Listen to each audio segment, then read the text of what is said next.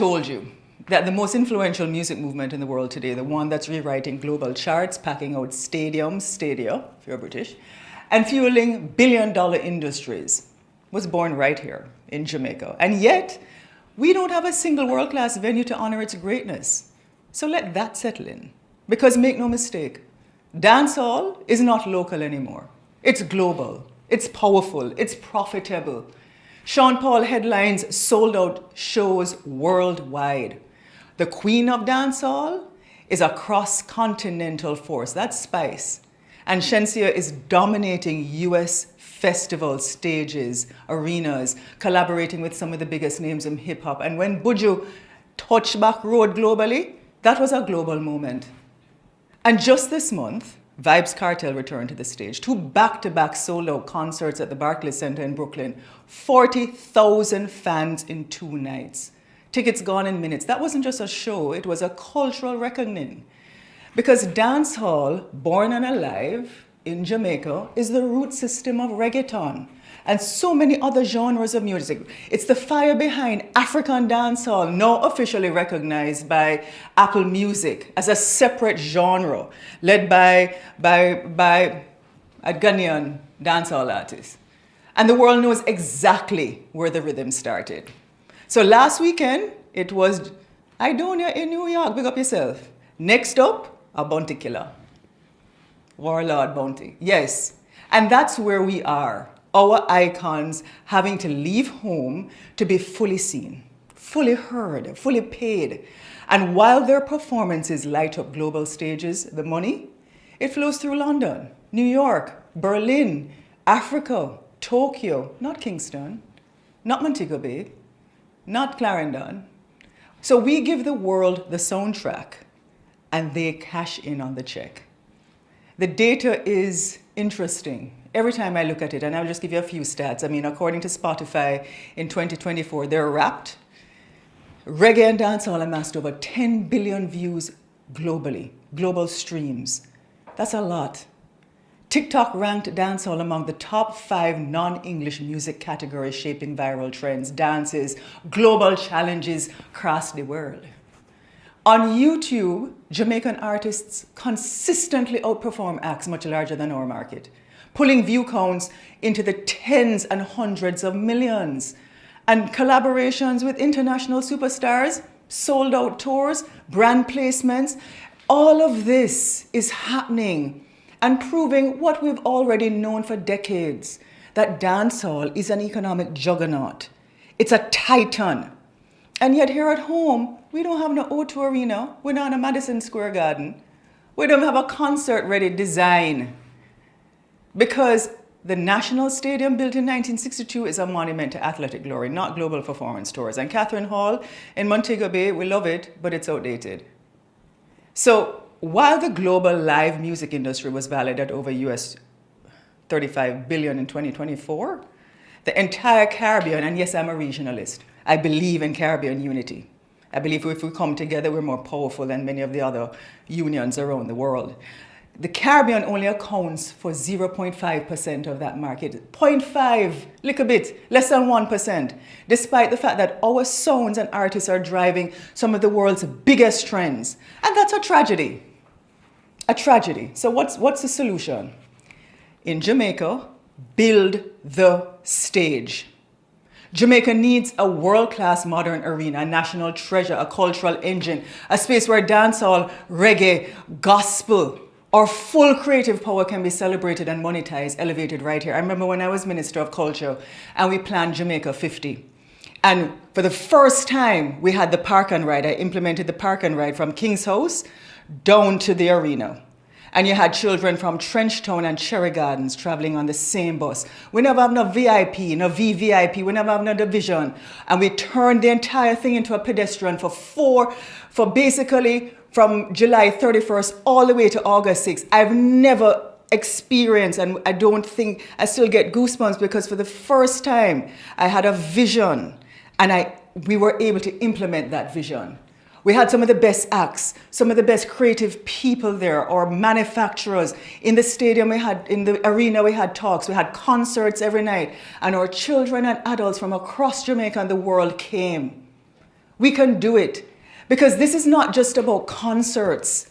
It's about jobs, tourism, creative industries, technology, fashion, food, film. It's about our pride. Other nations are making the investment, you know. So I ask again, why not us?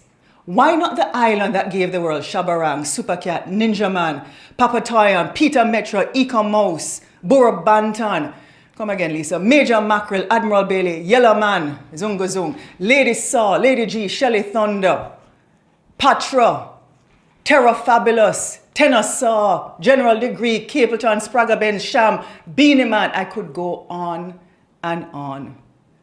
Why not the home of Stone Love, Metro Media, Base Odyssey, Kilimanjaro, King Jammies? Why not Jamaica, the cultural superpower? Why not? I didn't grow up with dancehall in the background, you know. I grew up in it. I felt the rhythm, the bass ripple that used to rip through my chest and still does on Red Hills Road. Dancing in Raytown, following up sound systems like Hosele or Stone Love. I still follow up Stone Love at Metro Media and Base Odyssey. Those were my universities of rhythm and resistance and what kept my soul going. Go back and look at the response I gave to Spice recently, my friend Grace. Dancehall has always been a microcosm of a harmonious society. I know some of you feel that it is not. But it is, and here's why, because everybody is welcome into the dance. Whether you come alone or you come in a crew. There is respect, there is safety, there's enterprise from the pan chicken man to the crowner anchor man where they're outside. And above all, there's unity through the music. So just like a good selector knows when to pull up and wheel and come again, Jamaica also needs leaders who can read the room. Why aren't we reading the room to feel the people's energy and guide us wisely? Downtown Kingston is our sleeping beauty, you know. It should be reimagined with a 24-hour, 7-day-a-week cultural and entertainment district, pulsing with music, small business, tourism, dignity, Jamaican dignity. Because when we invest in the authenticity of who we are, what our personality is, what our character is, that comes naturally. Live music creates spaces and those vibrant spaces and recognize the true value of our culture. We uplift all Jamaicans. You ever see a child in a church play the drums or the guitar and the piano without any formal training? That's who we are. You ever see a young man get up and just DJ a song? It's who we are. Or sing. It's who we are as creative people. And we're not giving our people that chance. Right now, dancehall is teaching us. Where there is love, good leadership, and freedom of expression, that unity thrives. Yeah, forget the turf. Because within that, I can't tell you, say, people from Gully and Gaza, them come together sometimes still. Same thing like PMP and JLP, we're friends. So it's time our political leaders tune in. Spend a night in a real dance. See what true leadership looks like in action. Watch the people lead themselves and learn something. You, of all people, know that my love for the dancehall is not an overnight sensation. For those of you who have been reading my articles, just scroll back a little bit. Look at my life. I've been writing about this for years. Get Up, Stand Up and Rock, a global vision for reggae. Politicians should learn from dancehall. Jamaica's billion-dollar gold mine we're ignoring. And I'll say, no, I want to see this happen in my lifetime. And yes, I will put my money where my mouth is. So let the artists lead, let the private sector invest, and let the government give the go-ahead. The government just needs to clear the space. The revenue won't come from customs and tariffs. Don't do that. It will come from tourism, from the jobs, the pride, the global attention we have already earned.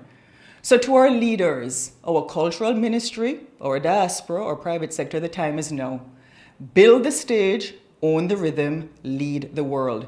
Because dancehall doesn't need to find a home. It already has one. Right here in Jamaica, and it's time we give it a stage to match. And oh, by the way, to the organizers of the Grammys. Jamaica just didn't give the world one genre of music. We gave it 4. Ska, Rocksteady, Reggae, and Dancehall. Each one distinct, each one dynamic, each one different. And yes, I know it seems incomprehensible that a country of just 2.8 million people could have such an outside impact on global music and culture, but we have, and we continue to.